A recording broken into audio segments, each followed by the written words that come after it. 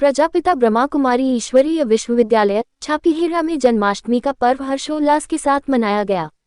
इस अवसर पर श्री कृष्ण की सुंदर झांकी सजाई गई, जिसका उद्घाटन डॉक्टर रामप्रसाद कारपेंटर, सरस्वती ज्ञान मंदिर के प्राचार्य राधेश्याम नागर, ब्रह्मा कुमारी सीमा, ब्रह्मा कुमारी मधु ने दीप प्रज्वलन कर किया। श्री कृष्ण जन्माष्टमी पर्व के आध्यात्मिक रहस्य से अवगत कराते हुए ब्रह्मा कुमारी मधु ने कहा कि श्री कृष्ण जी सतयुग में 8 जन्म लेते हैं, इसलिए उनके लिए हम श्री कृष्ण जन्माष्टमी मनाते हैं।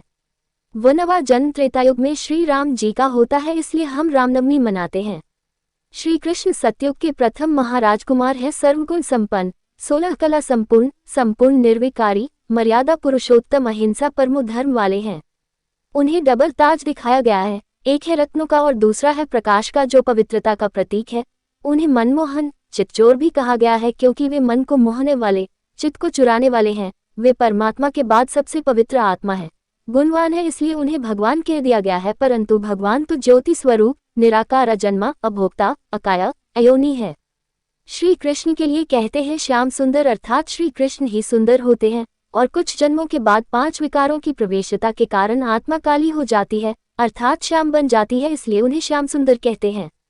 वर्तमान समय परमात्मा धरती पर आकर मनुष्य आत्मा को काले से गोरा बना रहे हैं, अर्थात श्याम से सुंदर बना रहे हैं, ज्ञान और योग के माध्यम से। आज के दिन मटकी फोड़ी जाती है, तो हमें भी अपने अभिमान की मटकी फोड़नी है, तभी ज्ञान रूपी मक्खन को हम ग्रहण कर सकेंगे।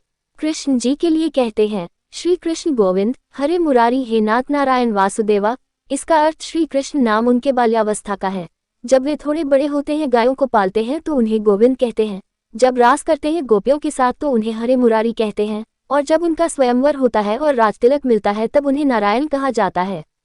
श्री कृष्ण सतयुग में जन्म लेते हैं, उन्होंने ऐसा श्रेष्ठ महान जन्म अपने कर्म श्रेष्ठ करके पाया है।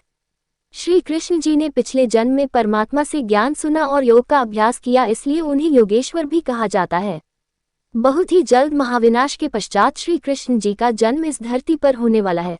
भगवान की स्वर्ग धरा पर लाने की योजना पूरी होने जा रही है। ब्रह्मा कुमारी मधु ने सभी अतिथियों का तिलक, पुष्प, अंगवस्त्र के द्वारा स्वागत किया।